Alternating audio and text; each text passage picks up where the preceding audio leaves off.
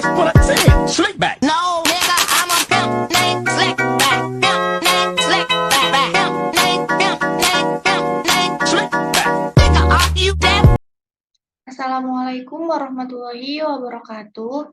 Di sini saya akan mempresentasikan topik dengan judul konsekuensi polusi sampah laut terhadap keanekaragaman hayati laut dan upaya adaptasi bintang laut. Sebelumnya, perkenalkan nama saya Asia Munawaro dengan NIM L1A022022.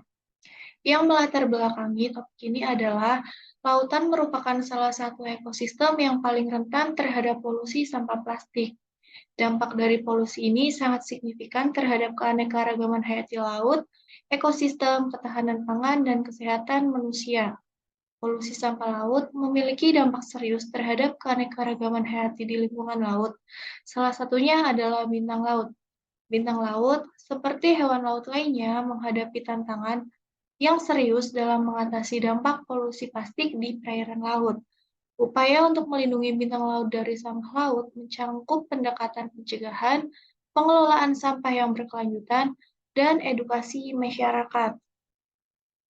Selanjutnya, definisi polusi sampah laut dan dampaknya bagi laut. Polusi sampah laut merujuk pada akumulasi dan penyebaran limbah padat di ekosistem laut, yang dapat mencangkup berbagai jenis sampah seperti plastik, logam, kaca, karet, dan bahan-bahan organik lainnya.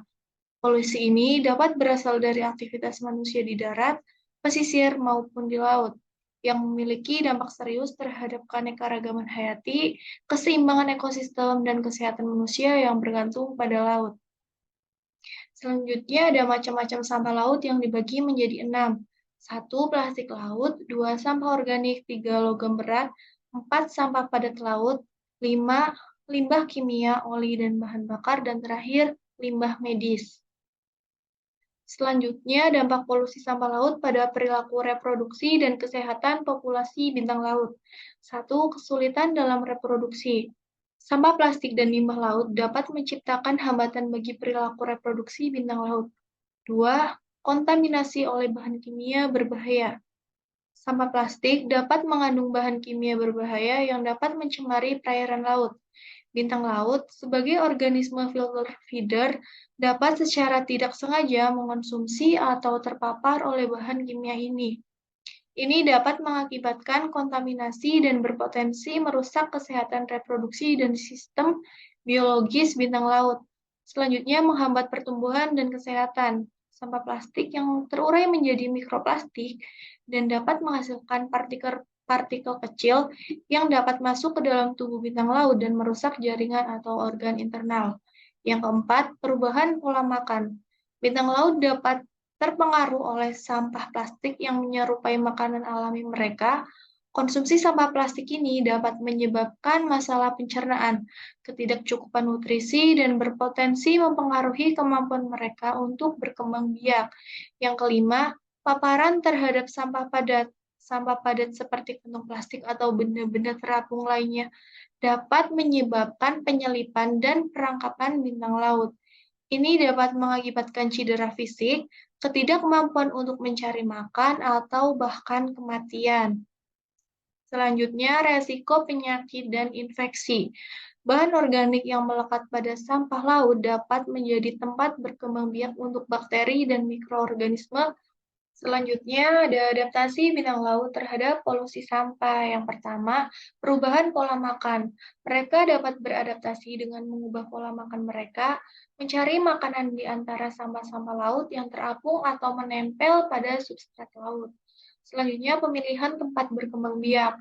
Jika lokasi yang biasanya digunakan tercemar, mereka mungkin mencari lokasi bertelur yang lebih aman dan bersih, atau menggunakan substrat yang dapat melindungi telur dari dampak negatif sampah plastik. Yang ketiga, pengembangan mekanisme biologis terhadap toksin. Bintang laut mengembangkan mekanisme biologis untuk mengatasi paparan zat kimia berbahaya dari sampah plastik. Ini dapat melibatkan perkembangan enzim atau jalur detoksifikasi yang memungkinkan mereka lebih toleran terhadap bahan kimia beracun. Yang keempat, penggunaan sampah sebagai perlindungan atau habitat. Bintang laut dapat memanfaatkan sampah sebagai struktur pelindung atau penyamaran. Mereka mungkin menempel pada sampah seperti kantong plastik atau benda-benda terapung lainnya, sebagai bentuk perlindungan dari predator atau sebagai sarang untuk bertelur mereka. Selanjutnya yang terakhir penyesuaian dengan perubahan parameter lingkungan. Beberapa bintang laut mungkin mengalami perubahan perilaku terkait suhu, salinitas, atau kondisi lingkungan lainnya sebagai respon terhadap perubahan yang terjadi akibat polusi sampah laut.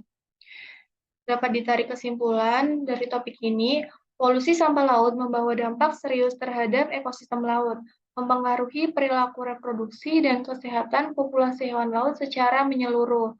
Hewan laut merespon perubahan lingkungan ini melalui berbagai upaya adaptasi, termasuk perubahan pola makan, pemilihan lokasi bertelur, dan pengembangan mekanisme biologis. Pertama, konsekuensi polusi sampah laut terhadap keanekaragaman hayati laut mencangkup kerusakan habitat, perubahan keseimbangan rantai makanan, dan resiko terhadap kesehatan populasi. Hewan laut sebagai bagian integral dari ekosistem mengalami tekanan eksternal yang signifikan akibat peningkatan sampah plastik dan limbah lainnya di perairan laut. Kedua, upaya adaptasi hewan laut menjadi kunci dalam menjaga kelangsungan hidup mereka di tengah tantangan polusi ini. Perubahan perilaku reproduksi, seperti pemilihan tempat bertelur yang lebih aman dan perubahan pola makan untuk menghindari sampah plastik, mencerminkan upaya adaptasi yang bersifat responsif terhadap perubahan lingkungan, sehingga perlunya tindakan proaktif dan terintegrasi dan mengatasi polusi sampah laut. Sekian presentasi dari saya, kurang lebihnya mohon maaf. Wassalamualaikum warahmatullahi wabarakatuh.